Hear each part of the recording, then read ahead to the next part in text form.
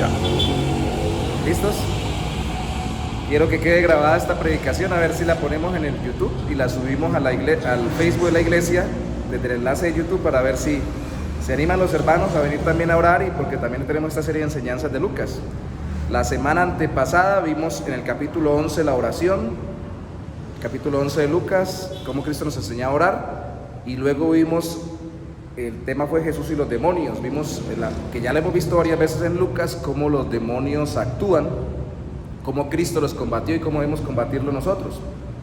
Recuerden que en otros evangelios esos mismos pasajes, cuando no pueden echar en alguno de esos a los demonios, es porque dice Jesús, les faltaba oración.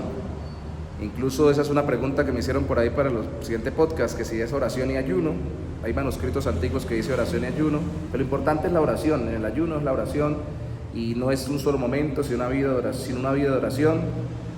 Oración, ataques demoníacos, opresiones demoníacas, y ahora vamos a ver la maldad del corazón. Recuerden lo que hemos venido viendo, porque sin oración Dios no puede tratar con nuestro corazón si somos creyentes. Y cuando Dios trata con nuestro corazón siendo inconversos, es para que vayamos a Él en oración y podamos resistir la tentación de Satanás. Precisamente les digo esto porque en Lucas capítulo 11, antes de ir al texto que nos toca hoy, o a los textos que vemos hoy, que los vemos muy panorámicamente, en el versículo 13 de Lucas 11, dice Jesús: pero si ustedes que son malos saben dar cosas buenas a sus hijos, cuánto más el Padre Celestial dará el Espíritu Santo a quienes se lo pidan. Entonces ahí hay un principio específico. Ahí hay un principio específico, y es: cosas buenas pueden hacer los malos. Porque ahí es que una persona, por más mala que sea, puede hacer algo tan bueno como darle un pan al hijo, o si le pide algo que necesita, dárselo conforme lo necesita. ¿Por qué digo esto? Para que recordemos que por buenas cosas que hagan las personas, eso no quita la realidad de que tienen maldad en su corazón. Nadie conoce el corazón humano como Jesús, por lo cual ante Él queda expuesta la maldad para llevarnos al arrepentimiento o para dejarnos bajo juicio. Eso es lo que vamos a ver hoy. El primer texto habla de eso. ¿Qué expuso Cristo sobre la maldad humana? Veamos el primer encuentro aquí en Lucas 11, 29 al 32. Voy a leerlo todo y luego lo reflexionamos. Dice: como la multitud que lo rodeaba iba en aumento, Jesús comenzó a decir: qué malvada es esta generación, demanda una señal, pero no tendrán más señal que la del profeta Jonás, porque así como Jonás fue una señal para los ninivitas, también el Hijo del Hombre, o sea Jesús, será una señal para esta generación, la que vivía en el tiempo en que vivió Jesús, humanamente hablando, encarnado. En el día del juicio, la reina del sur se levantará con la gente de esta generación y la condenará, porque ella vino desde los confines de la tierra para escuchar la sabiduría de Salomón. Y aquí hay alguien que es más grande que Salomón, Jesús, obviamente. En el día del juicio, dice el verso 32, los habitantes de Nínive se levantarán con esta generación y la condenarán. ¿Por qué? Porque al oír la predicación de Jonás, se arrepintieron. Y aquí hay alguien que es más grande que Jonás. ¿Quién es este? Jesús. Tres cosas vamos a ver hoy. Con base en este pasaje vamos a ver que la maldad humana demanda señales sin querer o sin querer creer. La segunda que veremos con un siguiente pasaje es que la maldad humana emana la oscuridad de su ser, la irradia, la proyecta. Y lo tercero, que ya más práctico, es que la maldad humana lleva a aparentar lo que no se es. En esto último el término es hipocresía. En lo segundo, emanar la oscuridad, el término es el ojo o la mirada, que es la lámpara del ser humano. Y aquí el término primordial es maldad, que demanda señal. Maldad es algo dañino. En el original es hacer daño, o ser dañino, o ser perjudicial. Puede hablar desde algo físico hasta algo moral o espiritual. Y cuando Cristo dice eso, lo que está diciendo es que tenemos todos pecado en nuestro corazón. Eso es así de sencillo. ¿Quiénes lo tenían?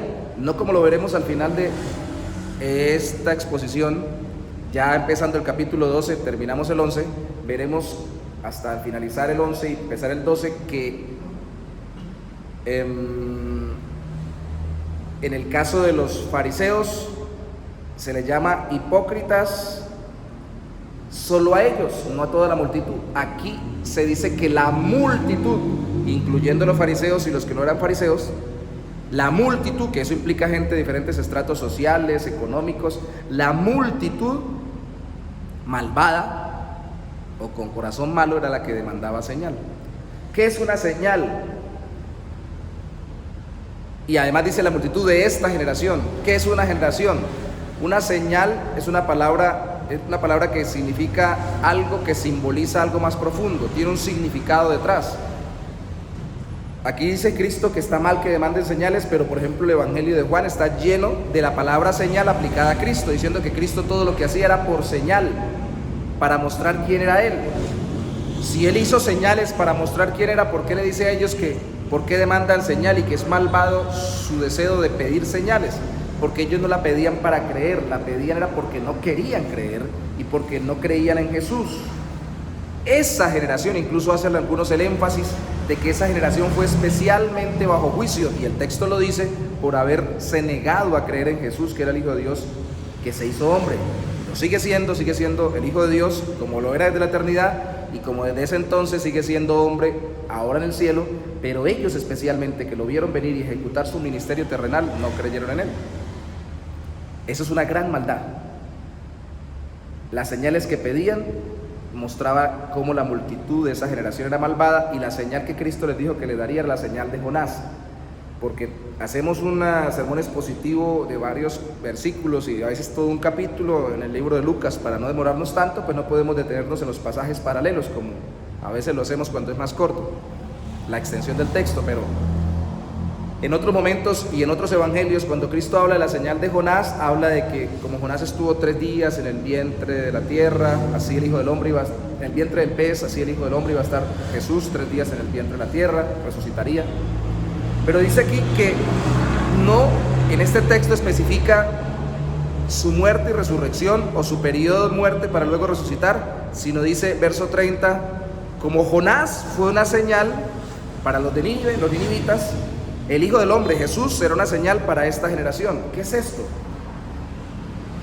Lo que no dice el libro, ni el Nuevo Testamento citando el Antiguo, ni el Antiguo, allá el libro de Jonás, es que la vida misma, o no lo aclara, o no lo pone con palabras, que la vida misma de Jonás, con todo lo que vivió, era un testimonio público.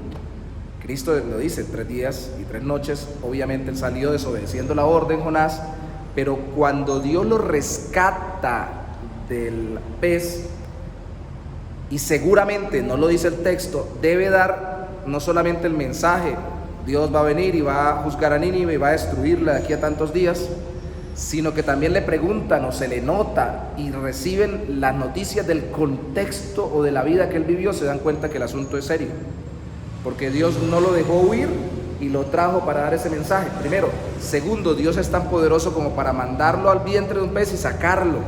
Es un Dios demasiado grande y demasiado justo. Y ellos caen en cuenta de su maldad, a ver quién es este Dios santo, justo y poderoso que estaba detrás de la vida de Jonás. Entonces, la vida misma de Cristo, no solamente su muerte y su resurrección, que es la corona de su obra, sino toda la vida misma de Jesús para ponerla por nosotros en la cruz y luego resucitar, es una señal. Lo que él hacía, lo que él decía, cómo él vivía, cómo él entendía la palabra, ellos debían verlo como una manifestación poderosa de la vida de Dios en medio de ellos, pero no querían. Y por eso cuando le pedían señales, que de hecho el texto bíblico en el capítulo 11, versículo 16, de la semana pasada lo dijimos, cuando hablamos de Jesús y los demonios, en el versículo 15 le echaron la culpa a Jesús de estar echando demonios por el mismo Belcebú. Pero en el versículo 16 dice que otros, por ponerlo a prueba, le pedían alguna señal del cielo. Querían ver cosas. Pablo lo pone así en una de sus cartas, dice: los judíos quieren señales y los griegos quieren conocimiento, sabiduría. Los griegos, como desarrollan tantas teorías en ese tiempo y todavía hay mucho intelectualismo derivado de la filosofía griega, quieren es que se les diga muchas cosas para convencer. Los judíos quieren ver algo raro, una señal que venga del cielo, que se salga de lo natural, algo sobrenatural. Y Jesús le dice, ya mi vida es sobrenatural, mi obra es sobrenatural, mi ser es sobrenatural, aunque esté viviendo en lo natural, mi muerte será sobrenaturalmente poderosa recibiendo el juicio, y mi resurrección será sobrenaturalmente poderosa para darles vida. No más. La reina de los ninivitas, ya lo leímos, versículos 31 y 32, reina del sur, viendo a David, ninivitas viendo a Jonás, confiaron por lo que Dios había hecho y hacía a través de ellos. Estos no confiaban viendo al mismo Jesús.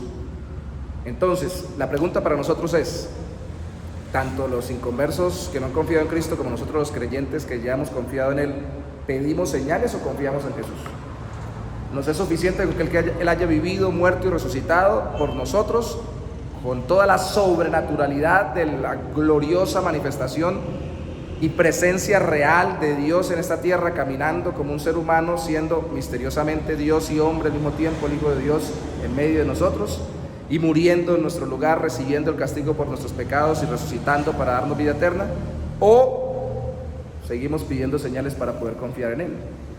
Eso no significa que Dios no pueda darnos señales adicionales, eso no significa que Dios no pueda obrar sobrenaturalmente sobre nuestras vidas, eso significa que no necesitamos esas señales para confiar en Dios, solo es mirar a Jesús y confiar en Él. ¿Pedimos señales? Otro, ¿qué emana nuestra vida? ¿Emana oscuridad? Mire el versículo 33 al 36 conmigo. La maldad no solamente pide señales sin querer creer, la maldad del corazón humano, sino que emana lo que hay en su ser. Verso 33 dice, nadie esconde la luz, y sigue en el mismo discurso, ¿no? En el mismo momento, ¿no? Nadie esconde, o al menos aquí lo conecta Lucas, nadie esconde la luz que se enciende ni la pone debajo de un cajón, sino en el candelero para que los que entran vean la luz. Y esto habla de que una vida ilumina con lo que es, ¿no? Porque la luz es símbolo de la vida. En otro texto habla de que se alumbren vuestras buenas obras, con esta misma frase de Jesús. Pero aquí, ¿qué enseña? Dice el verso 34, la lámpara del cuerpo, caramba, la vida ilumina con lo que tiene por dentro. Pero dice que aquí una lámpara en el cuerpo, que es ¿qué? El ojo. ¿Por qué el ojo es una lámpara? Algunos dicen que porque funcionaba viendo la luz, pero la realidad es que también ilumina con lo que hay dentro del ser, el carácter, la forma de ser de la persona. La mirada sería, no tanto el ojo, ¿no? Cuando tu ojo es bueno, dice Jesús en el verso 34, también todo tu cuerpo está lleno de luz. Pero cuando tu ojo es malo, también tu cuerpo estará a oscuras. Mire que la maldad sale del interior y se irradia a través de la expresión, especialmente de la mirada. Ten cuidado, no sea que la luz que hay en ti, que lo único que tenemos para iluminar es la mirada, resulte ser oscuridad, es decir, lo que sale de tu corazón por tus expresiones no es nada bueno.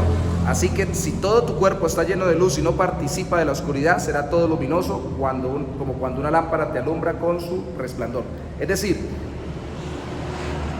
lo que hay por dentro se nos sale por las acciones, por las palabras, pero incluso por los gestos y especialmente por la mirada. La mirada refleja bondad o maldad. Entonces la maldad no es simplemente la acción. La maldad no es simplemente eso de estar demandándole a Dios y pidiendo cosas externas. La maldad está anidada en el corazón y sale incluso solo con una expresión, aún sin decir una sola palabra. Por eso es que todos quedamos presos de juicio o bajo juicio y necesitados de un Salvador. Porque puede que uno no actúe con maldad, la ponga en práctica, puede ser que uno no hable con maldad, se queda callado, pero ya tiene la maldad dentro y a veces simplemente se le sale la expresión, que es algo difícil de contener. Emana la oscuridad del ser, eso es maldad. Demanda señales a la persona sin creer, eso es maldad. Pero también aparentar lo que no se es, también es parte de la maldad del corazón humano, lo que le llama Jesús hipocresía. Verso 37 dice, después de que Jesús terminó de hablar, un fariseo lo invitó a que comiera con él. Jesús entró en la casa y se sentó a la mesa. Y aquí es del pueblo los fariseos, personas que eran religiosos y seguían mucho la ley del Antiguo Testamento, ya lo vamos a ver externamente. Y dice el verso 38, al fariseo le extrañó ver que Jesús no se hubiera lavado antes de comer. Ya lo hemos visto antes, lo hemos analizado, incluso lo vimos en las clases del Instituto Bíblico. sobre estas costumbres humanas que ponían por encima de la palabra de Dios, aunque las dedujeran de la palabra de Dios, terminaban estando por encima de Dios y su palabra en sus corazones. Les extraña, esto es lo primero, al que aparenta lo que no es por la maldad de su corazón, le extraña que la gente no sea igual. Haga lo mismo que yo, porque lo que hace le parece que está bien, le parece que es lo regular, le parece que es lo normal. No solamente porque piensa que todo el mundo debe ser malvado, porque a la postre no piensa eso, sino porque piensa que así todos debemos desenvolvernos para que no se nos note tanto lo que hay por dentro y para evitar las consecuencias de lo mismo. Pone más énfasis en lo externo que en lo interno. Y le extraña que la gente no ponga ese énfasis. Primero, le extraña que la gente no sea igual que él. Segundo, comparte cosas, pero no comparte el corazón. Es decir, no hay sensibilidad en su alma, aunque puede haber generosidad en sus acciones, que no es generosidad porque no sale de su corazón, pero igual puede dar o compartir sin dar su corazón o sin ser sensible a la otra persona. Mira el versículo 39. Pero el Señor le dijo, pero ahí lo confronta a este fariseo. Cuando ve que se extraña de que no se lave las manos, ustedes los fariseos limpian por fuera del vaso y el plato, y utiliza eso que él menosprecia esa acción para hablarle de lo que hay en su corazón, ¿sí ven? Pero por dentro los fariseos están llenos de robo y de maldad, le está diciendo Jesús. Ahí aparece otra vez la palabra maldad. Maldad que demandaba señal hace un rato, maldad que sale por la mirada, la oscuridad de la mirada, pero maldad también que aparenta compartiendo cosas, pero con el corazón siendo mezquinos. Dice el verso 40. Necios, ¿acaso el que hizo lo de afuera no hizo también lo de adentro? Este es el asunto.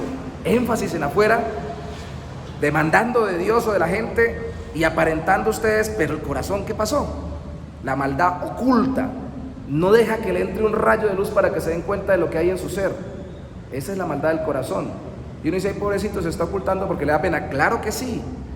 No necesariamente una persona que oculta las cosas, que puede hacerlo por pena, está desarrollando una maldad mezquina y desaforada, pero precisamente la maldad de nuestro corazón nos lleva a no querer abrir el corazón, incluso por pena, porque se va a exhibir lo que hay en nuestro ser. Y alguien dice, pero no hay que avergonzar. No, es que no, Dios no quiere avergonzarnos, Dios quiere sanarnos, como cuando se abre una herida para poder sacar el material que está infectando y que pueda sellar bien. Dios quiere transformarnos desde dentro. Entonces dicen en el verso 40, necios, ¿acaso el que hizo lo de afuera no hizo también lo de adentro? No solamente lo de afuera del plato, lo de adentro, les dice Jesús, no solamente lo de afuera de su comportamiento, lo de sus corazones. Y mire cómo pasa a la generosidad. Den limosna de lo que está adentro, y así todo quedará limpio para ustedes. Este es un texto que la Reina Valera del 60 traduce diferente, pero dice den de lo que esté adentro. Eso significa compartan de lo que tienen en su interior para que puedan compartir algo que realmente valga la pena y no de lo que está en el exterior. Entonces tendrían que, para compartir algo del interior y no solamente de forma externa, tendrían que cambiar en su corazón o dejar que Dios los transformara. Den limosna de lo que está dentro, así todo quedará limpio para ustedes. Verso 42. Ay de ustedes fariseos que dan, y aquí lo liga, el diezmo, ley del Antiguo Testamento. También podemos dar ofrendas, podemos dar diezmos, ayudar a la gente y ayudar a la iglesia, en ese tiempo al pueblo judío, al templo, al sistema religioso judío. Dice de la menta y de la ruda y de toda clase de hortalizas, de los cultivos que tenían. Ellos eran muy ricos, manejaban cultivos, los fariseos, siendo también líderes religiosos, eran líderes económicos y políticos. Pero dando de todo eso, dando a los pobres, limosna, dando al templo los diezmos, pasan por alto la justicia y el amor de Dios, o la misericordia, traduce otros textos, otras versiones bíblicas. Esto es necesario que lo hagan sin dejar de hacer aquello, como aparece en Mateo 23, esta misma cita. ¿Qué quiere decir esto? Caramba, afuera y adentro. No solo afuera, también adentro. En texto de Mateo 23, en Reina Valera del 60 dice, olvidan la fe, la misericordia y la justicia. Quiere decir esto, compórtense bien con la gente y amen a Dios y amen de parte de Dios a las personas, que eso salga del corazón, no simplemente que den por dar, no simplemente que cumplan por cumplir, dar de lo que les sobra, dijo Cristo en otro momento, para que los vean, dijo en el Sermón del Monte, porque ya tienen su recompensa. El corazón no lo comparte, aunque comparte cosas. aparentar lo que no se es. Y le alegra o le goza, en la maldad al ser humano le alegra o le da gozo o alegría cuando lo alaban sin razón. Lo alaban y no deberían alabarme porque en el fondo yo no soy así. Mire lo que pasa en el versículo 43 y 44. Ay de ustedes, fariseos, que aman los primeros lugares en las sinagogas y los saludos en las plazas, siempre que los exalten, ¿no? Ay de ustedes, escribas y fariseos hipócritas, son ustedes como sepulcros que no se ven y los que pasan por encima no lo saben. Es decir, la gente los alaba, pero no saben qué es lo que tienen por dentro. Como con los sepulcros que se ven bonitos, pero están podridos. Y se gozan de eso sin decir, esperen, o por lo menos yo interiormente espero yo mismo no dejarme enorgullecer porque yo sé cómo soy sincero y sensato, no quiero dejarme elevar con lo que me digan los demás. Eso es la maldad del corazón y uno se la cree porque el corazón malvado lo lleva a esto. Lo otro es imponer cargas sin cargar, decir hagan pero yo no hago. Verso 45 dice uno de los intérpretes de la ley, a propósito, porque en el verso 44 ya no solo son fariseos, sino intérpretes de la ley los que meten, ¿no? Los escribas. Claro, porque los escribas y los fariseos iban muy de la mano. Los intérpretes de la ley estudiaban la Torá para poder interpretarla, eran doctores o maestros, por eso, porque al principio la escribían o transcribían, luego la estudiaban por la transcripción y luego la enseñaban por el estudio, y se juntaban con los fariseos porque querían cumplir la ley los fariseos, entonces eran como de un mismo equipo. No con los saduceos, sino con los fariseos, siempre se les relacionan. Y uno de estos intérpretes de la ley le dice, maestro, cuando dices esto nos insultas también a nosotros. O sea, ¿qué pasó? Ahí me metió también a mí, dijo un intérprete de la ley. Y Jesús dijo, ay de ustedes también, intérpretes de la ley, porque imponen a los otros cargas muy difíciles de llevar, pero ustedes ni siquiera con un dedo las tocan. ¿Qué quiere decir esto? Usted estudia el texto bíblico, usted estudia la ley de Dios, usted estudia la Torá para aplicárselo a los demás, pero no para aplicárselo a usted. Eso es muy fácil. Médico, tómate tu medicina. Aplica lo que predicas. Haz primero contigo lo que quieres que los demás hagan según la palabra de Dios. La maldad del corazón humano, poco a poco, sobre todo cuando uno es creyente y ya no es una maldad de andar impíamente sin creer en Cristo, sino que termina uno cayendo lentamente en esa letargia, en ese adormecimiento de hacer las cosas de forma automática.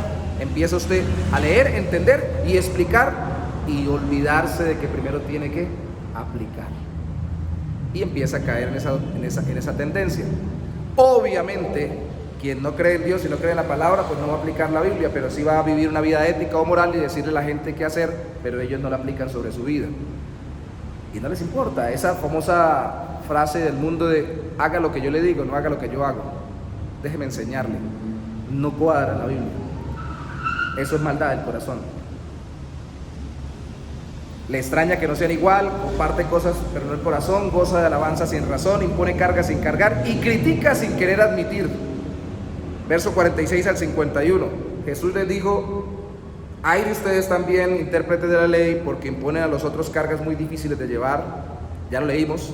Verso 47, ay de ustedes los que erigen los sepulcros o levantan los sepulcros de los profetas que mataron los antepasados de ustedes. Preste atención al hilo de esto. Erigen o levantan los sepulcros de los profetas que mataron los antepasados de ustedes. Con ello, no solo son ustedes testigos, sino cómplices de lo que hicieron sus antepasados, sus padres, dice la versión más literal. Pues ellos los mataron y ustedes les erigen sus sepulcros. Por eso Dios en su sabiduría dijo, les enviaré profetas y apóstoles, de ellos a unos matarán y a otros perseguirán. Por lo tanto,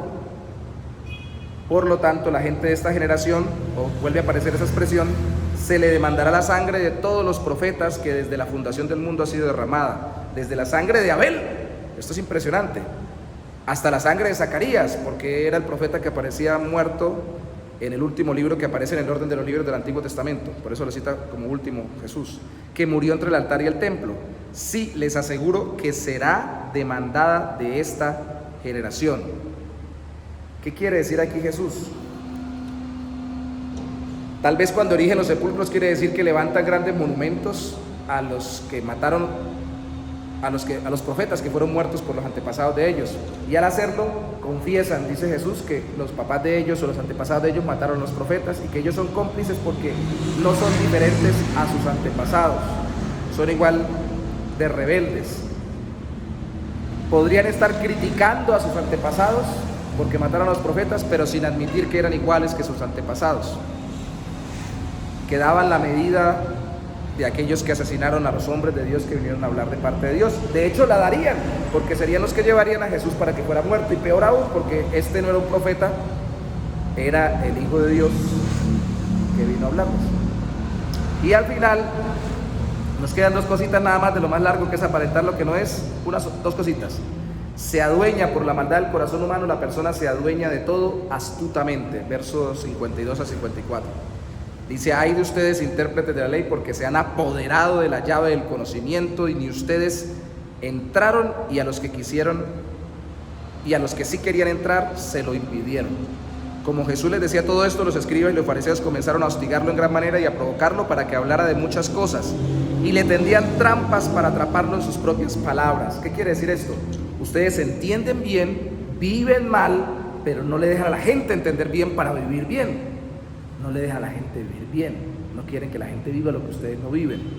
Se adueñan del conocimiento, y esto es tremendo. Alguna vez un teólogo cristiano, ya falleció, uno de los que se consideran padre de la consejería bíblica moderna de Estados Unidos, era psiquiatra, creo, junto con ser ministro, acuñó un término que se llama la tiranía de los expertos.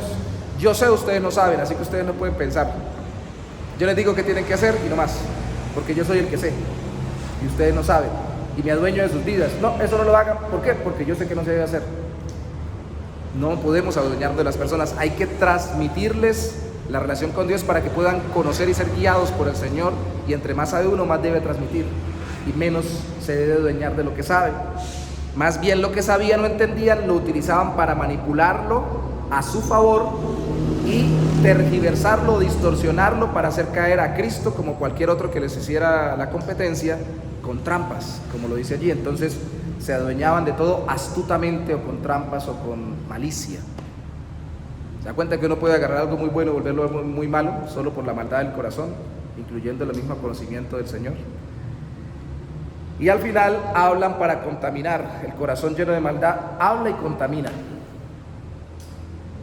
Mientras tanto, verso 1 del capítulo 12 al 3, 12, 1, 3. Mientras tanto, la gente se había reunido por millares. Era tal la multitud que se atropellaban unos contra otros mientras Jesús les hablaba, ¿no?, a los fariseos. Y Jesús comenzó entonces a hablar, y en primer término les dijo a sus discípulos, acabando de hablar con los fariseos, con la gente atropellándolo y escuchándolo, le dices a los discípulos de él: cuídense de la levadura de los fariseos, que es la hipocresía. Tremendo, ¿no? Les acaba de decir ellos hipócritas, ahora dice a los discípulos: cuidado con esos. Y enfrente de nosotros, para que todos entiendan, pero directamente se dirige a ellos porque son su responsabilidad primordial, aquellos que caminaban con él como su maestro. Porque no hay nada encubierto, dice el verso 2, que no haya de ser manifestado, ni nada oculto que no haya de saberse. Por tanto, todo lo que ustedes digan en la oscuridad se oirá en plena luz, y lo que ustedes musiten en la alcoba se dará a conocer en las azoteas.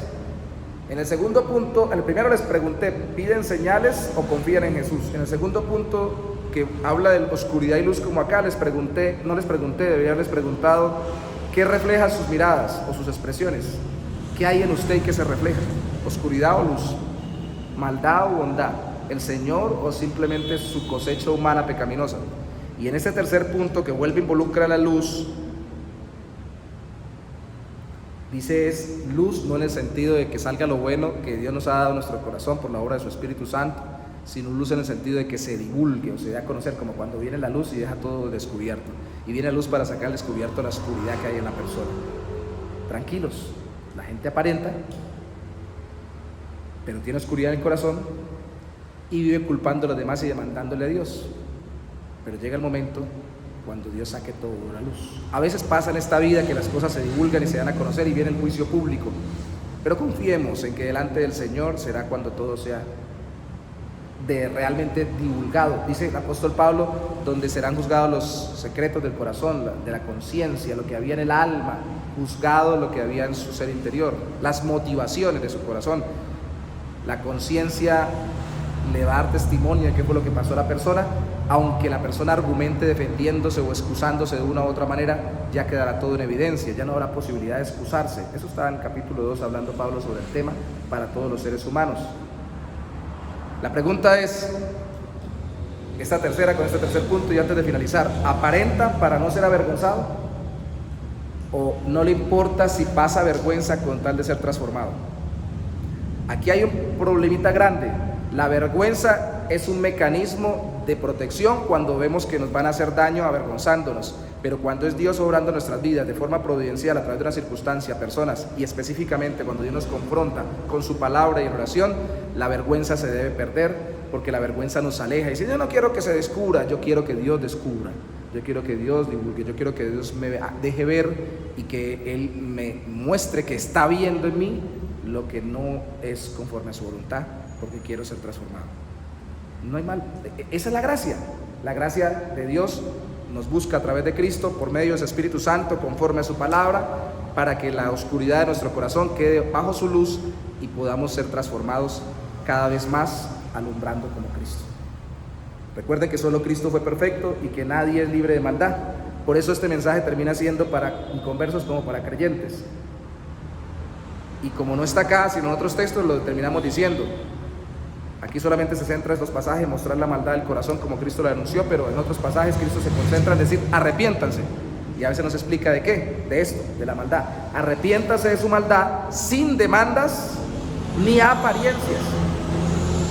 No, es que yo necesito que Dios, para yo arrepentirme, no. Es que parece, pero no aparente. Arrepiéntase. Reconozca y quiera cambiar, para que sea perdonado si no ha confiado en Cristo, para ser salvado por Cristo. Si no, no puede salvarlo Cristo porque no se ha arrepentido de pecados. Y para que sea transformado si ya se ha arrepentido de pecados y confiado en Cristo, para que en el proceso de santificación el Señor le transforme cada día más a la imagen del Salvador. De lo contrario, el inconverso quedará bajo el juicio eterno sin Cristo, y el creyente va a quedar bajo una disciplina temporal más larga y más fuerte con Cristo y en Cristo. Se va a alargar el proceso y va a ser más tortuosa la transformación. Ánimo. La gracia del Señor descubre nuestra maldad para transformarnos cada día más a la imagen de Cristo en su bondad, por la bondad de Cristo, no por la nuestra. Así que no hay problema, nos recibe por su bondad para transformarnos a su imagen, darnos cada día más de su luz. Oramos. Padre, te damos gracias en esta noche por permitirnos compartir este tiempo juntos. En tu luz, dice tu palabra, veremos la luz. Que por la luz de tu palabra y de tu Espíritu veamos nuestra maldad y nos arrepintamos, seamos perdonados por ti en Cristo y seamos santificados si ya hemos confiado en Cristo como nuestro Salvador, sin temer ser avergonzados, sino más bien queriendo ser transformados, sin querer aparentar, sino queriendo ser transformados por tu obra de santidad, de santificación. Te lo pedimos en el nombre de Jesús. Amén y amén. Dios los bendiga.